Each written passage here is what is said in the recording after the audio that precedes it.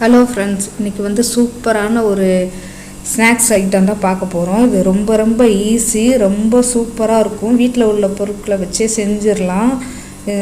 நம்ம குட்டீஸுகளுக்கு ரொம்ப பிடிக்கும். முதல்ல வந்து ஒரு 6 காஞ்ச மிளகாயும் ஒரு 3 தக்காளியும் நல்லா கழுவிட்டு சுடு தண்ணியில் கொதிக்க வச்சு அதில் போட்டுக்குங்க.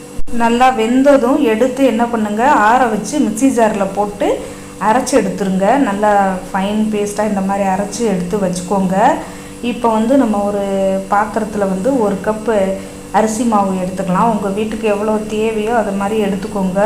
இப்போ அதில் கொஞ்சோண்டு உப்பு போட்டுட்டு வெது வெதுப்பான தண்ணி, கொஞ்சம் ரொம்ப கொதிக்க வேணாம், வெது வெதுப்பாக எடுத்து நம்ம அந்த மாவில் ஊற்றி நல்லா கலந்துக்கலாம்.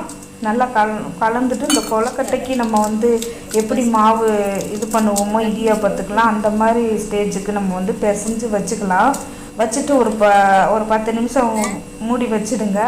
அதுக்கப்புறம் என்ன பண்ணுங்கள், நல்லா அதை எடுத்து நல்லா திரட்டி இந்த மாதிரி வந்து நீளமாக நல்லா திரட்டணும். நல்லா நீளமாக திரட்டிட்டு அதை வந்து நம்ம வந்து ஒரே அளவாக கட் பண்ணி நம்ம இப்போ எடுக்க போகிறோம்.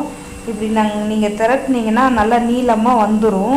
அதை என்ன பண்ணுங்கள், இந்த ஒரே அளவாக சைஸாக வந்து கத்தியால் வந்து நீங்கள் நைஃப் வச்சு கட் பண்ணிக்கோங்க.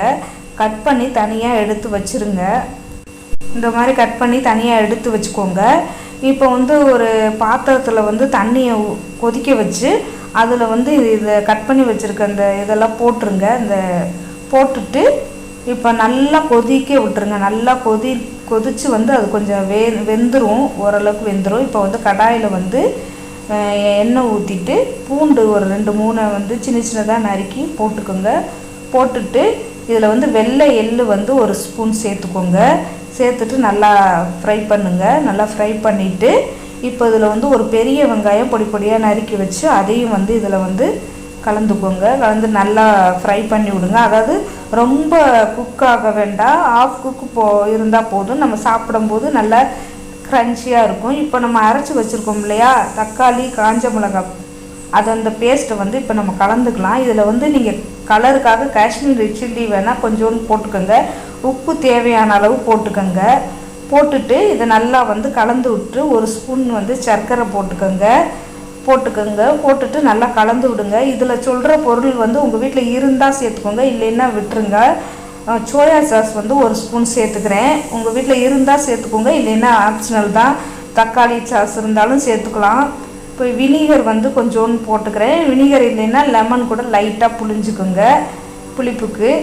இப்போ வந்து நான் ஒரு 1/2 டீஸ்பூன் வந்து வினிகர் சேர்த்துக்கிட்டேன். நான் வந்து இதில் வந்து டூனா ஃபிஷ்ஷு ட்ரையாக உள்ளது நான் சேர்த்துக்கிறேன். உங்களுக்கு கிடச்சா இதை சேருங்க, இல்லைன்னா இந்த கூனி எறா இதெல்லாம் சேர்த்துக்கலாம். இல்லை வெஜிடேரியனாக சாப்பிட்றா இருந்தாலும் இதே மாதிரி அப்படியே ஸ்கிப் பண்ணிவிட்டு நான் போட்டதை போடாமல் நீங்கள் ஸ்கிப் பண்ணிவிட்டு இப்படியே வெஜிடேரியனாக செஞ்சு கொடுக்கலாம். இதில் வந்து வெங்காயத்தாலும் வெள்ளையெல்லும் போட்டுக்கலாம். கடைசியாக ஃபினிஷ் பண்ணி இறக்கலாம். இது ரொம்ப நல்லாயிருக்கும். பிரேக்ஃபாஸ்ட்டாக கொடுக்கலாம் குழந்தைகளுக்கு. ஈவினிங் ஸ்நாக்ஸாகவும் செஞ்சு கொடுக்கலாம். ரொம்ப அருமையாக இருக்கும், ஹெல்த்தியானதும் கூட. இந்த வீடியோ பிடிச்சிருந்தா லைக் பண்ணுங்கள், ஷேர் பண்ணுங்கள், சப்ஸ்கிரைப் பண்ணுங்கள். பக்கத்தில் இருக்க பெல் ஐக்கானை கிளிக் பண்ணி வச்சுக்கோங்க. அப்போ தான் நான் போடக்கூடிய வீடியோ உடனுக்குடன் வரும்.